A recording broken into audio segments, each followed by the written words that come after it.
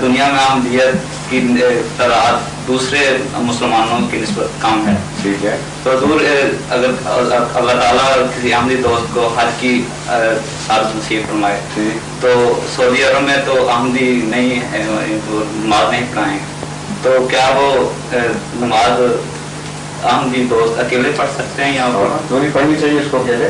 تو حضور وہ جو امام صاحب ہیں وہ تو احمدی نہیں نا ہوں گے. اکیلے میں امام صاحب ہوتا ہی کوئی نہیں تو آرام سے کیا اکیلے نماز پڑھنی سے میں کہاں اکیلا پڑھے امام صاحب کیا گیا بیچ میں؟ حضور وہ بات یہ ہے کہ وہ امام صاحب پیچھے نماز نہیں پڑھنی چاہیے. نہیں پڑھنی چاہیے. بس سوال یہ ہے امامت کا مسئلہ ہی لوگ نہیں سمجھتے. امام جو ہے وہ تو ایک صرف تمثیلی امام ہوتا ہے، اصل امام ہے حضرت محمد مصطفیٰ صلی اللہ علیہ وسلم.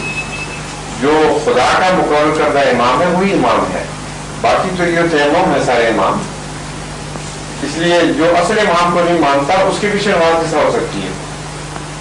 اس طرح مسئلہ سمجھنا چاہیے.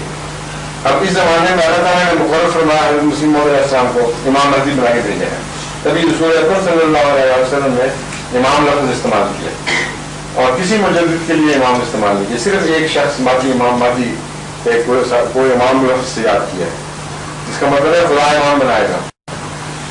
تو جو خدا امام بنائے گا اس کا انکار کرنے والا امام کس طرح بن سکتا ہے؟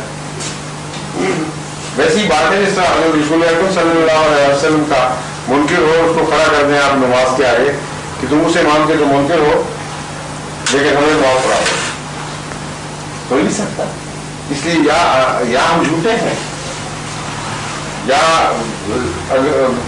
جو مخالف ہیں ہمارے وہ بدقسمت ہے اور امام کو نہیں پہچانا. سیدھی بات ہے، دو بات ہے.